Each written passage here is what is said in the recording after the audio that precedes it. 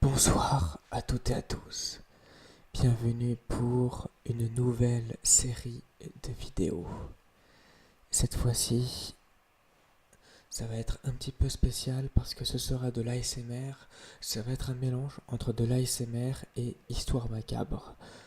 Sauf que cette nouvelle série, je vais l'appeler Ville personnage. En fait, à travers cette série, je vais vous parler de plusieurs personnages de l'histoire qui ont été horribles, qui ont commis justement des choses macabres. Alors soit je ferai en plusieurs parties pour chaque personnage, et justement la partie de la première vidéo, donc celle-ci, j'ai décidé de prendre le personnage d'Elizabeth Bathory. C'est également appelée la comtesse sanglante. Donc je vais faire deux parties parce qu'il y a 5 grands points par rapport à elle. Donc là, je vais commencer dans cette vidéo. Il y aura sa personnalité, sa jeunesse, ainsi que son mariage et la période du visiteur noir. Et dans la deuxième partie, il y aura son veuvage, ses crimes, son arrestation et son procès. Donc j'espère que cette nouvelle série va vous plaire. Et je le redis, alors je le redis globalement pour tous, mais surtout pour celui-là, ces histoires peuvent être très choquantes. Donc, âme sensible, s'abstenir. Vraiment. Et c'est parti. Elisabeth Bathory.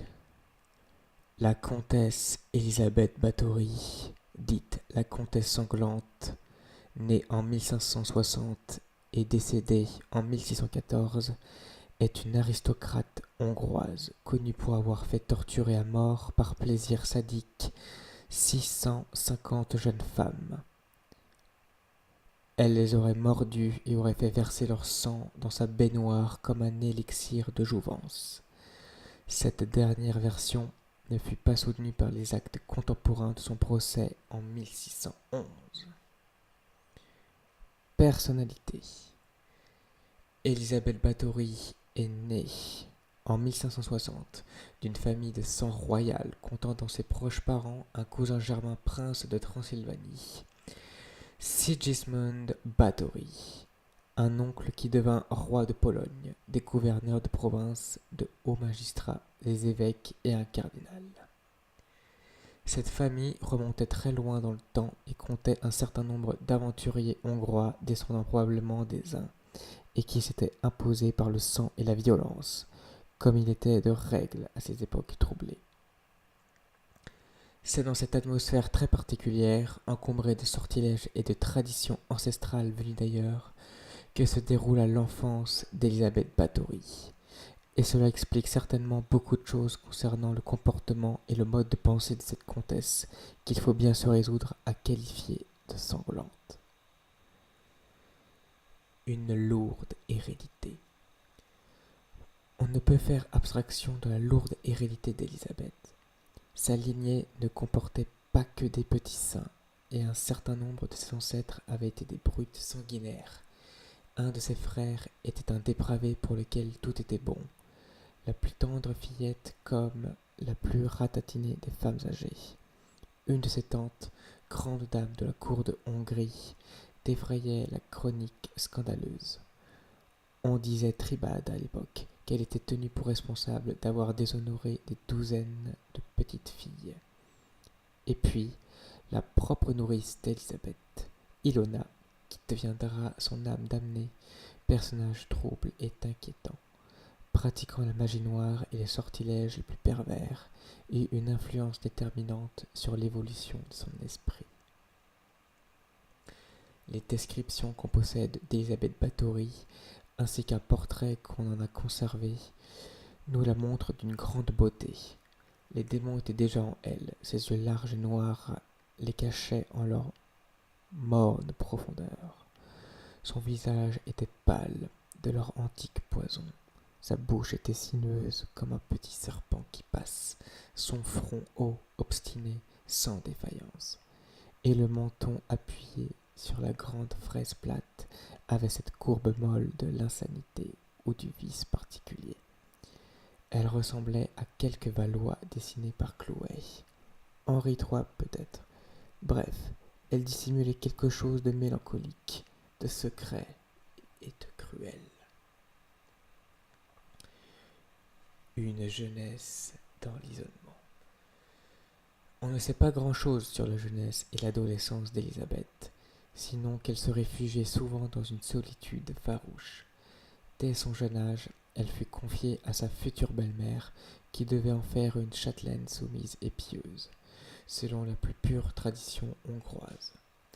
Celle-ci l'assénait de prières et de saintes lectures.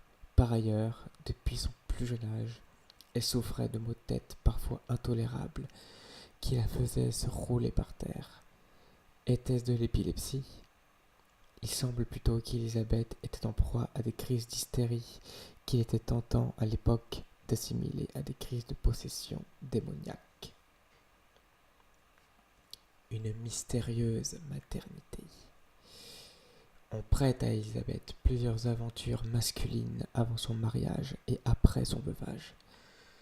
Toute jeune, immédiatement après sa puberté, elle aurait eu une petite fille d'un paysan.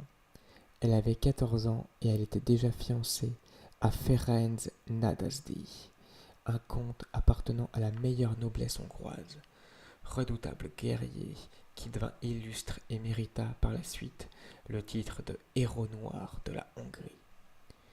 Il semble alors que, se trouvant enceinte, elle demanda à Orsolia Nadasdy, mère de son fiancé, laquelle était chargée de sa protection, la permission d'aller dire adieu à sa propre mère, Anna Báthory, accompagnée d'une seule femme en qui elle avait toute confiance.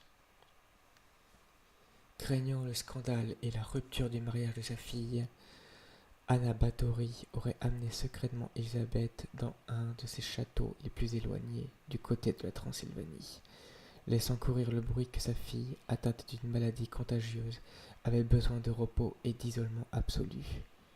Elle l'aurait alors soignée, aidée d'une femme venue du château familial de Schretz et d'une accoucheuse qui avait fait le serment de ne rien révéler. Une petite fille serait née, à laquelle on aurait donné également le prénom d'Élisabeth, et qui aurait été confiée à la femme qui avait accompagné sa fille. Mariage. Les noces d'Élisabeth Báthory et de Ferenc Nadasdy eurent lieu le 8 mai 1575. Élisabeth avait 15 ans et son mari en avait 21. L'empereur Maximilien de Habsbourg assista lui-même au mariage. Le roi Mathias de Hongrie et l'archiduc d'Autriche envoyèrent de somptueux cadeaux aux nouveaux époux qui s'en allèrent passer leur lune de miel dans le château de Schretz, dans le district de Nitra, région montagneuse du nord-ouest de la Hongrie.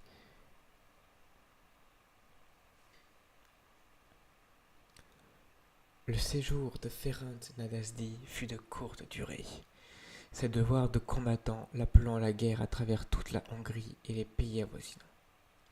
Il laissa donc Élisabeth régner sur le château et sur les vastes domaines qui l'entouraient. Il est probable que la sensualité d'Élisabeth, fortement éveillée par son mari, qui fut héritier tant attendu auprès des se sentit alors quelque peu frustré. On lui prêta plusieurs intrigues amoureuses, mais sans lendemain, dont une avec un de ses cousins, le comte György Thurzó, futur Premier ministre de Hongrie, et qui fut d'ailleurs par la suite son juge le plus sévère. Le visiteur noir. Le seul tort du mari était d'être trop souvent absent. Un jour de 1586 ou 1587, alors que Ferenc Nadasdy était en plein combat contre les Serbes, on raconte qu'arriva au château un grand jeune homme au teint cadavérique, nommé Cadévrius le Corpus.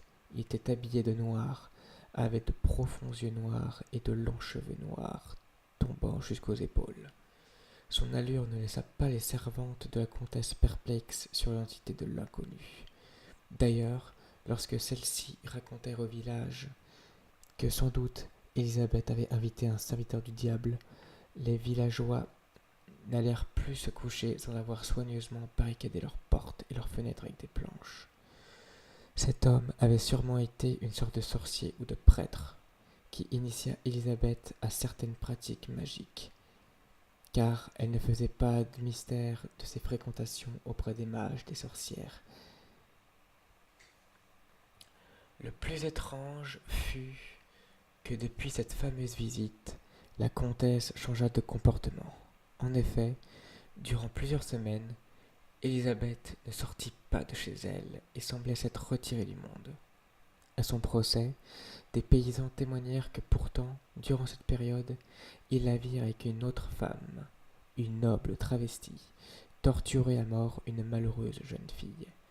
D'après leur dire, la façon dont elle les battait était d'une violence inouïe. Premier changement, la comtesse était devenue très violente.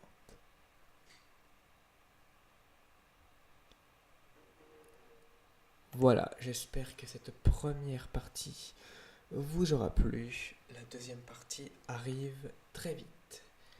Je vais vous dire à bientôt pour une prochaine vidéo. Ciao!